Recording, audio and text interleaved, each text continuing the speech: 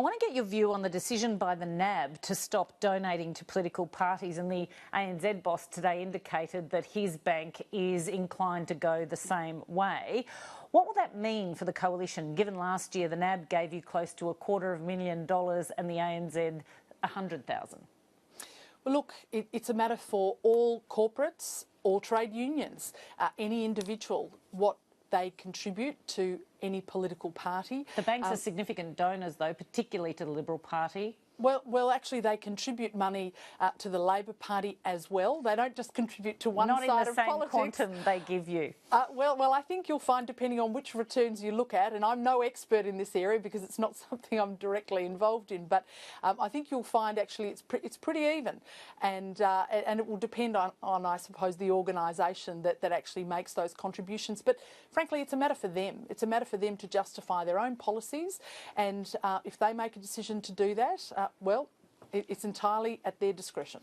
Earlier this year, the NAB sponsored a fundraising event you held in the lead up to the election, the re-election for your seat of Higgins. Did that money influence your decision to reject the idea of a royal commission into the banks? Well, I've got to say, I think that's a bit of a grubby question because, of course, I'm not directly involved in the fundraising. I have a supporters group, like most other parliamentarians, and I get sponsors to those supporters functions. It's a decision that's made by the fundraising organisation. It's not a decision that's personally made by me. But with respect, I think the audience wouldn't think it's a grubby question. I think they'd think it was entirely legitimate to ask you that, as the minister responsible for the banks, isn't there at the very least the appearance of a conflict of interest to accept direct sponsorship from a big bank for one of your events while you lead the debate about whether or not to hold a royal commission into the banks?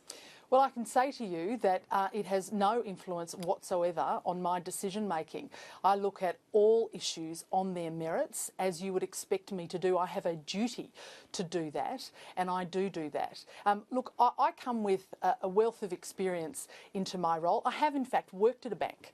I have also been a mergers and acquisitions lawyer, and I've worked for Australia's greatest treasurer in Peter Costello, which I think uniquely places me in a position to be able to deliver on the reforms that Australian consumers demand and expect in this sector, which are necessary right now.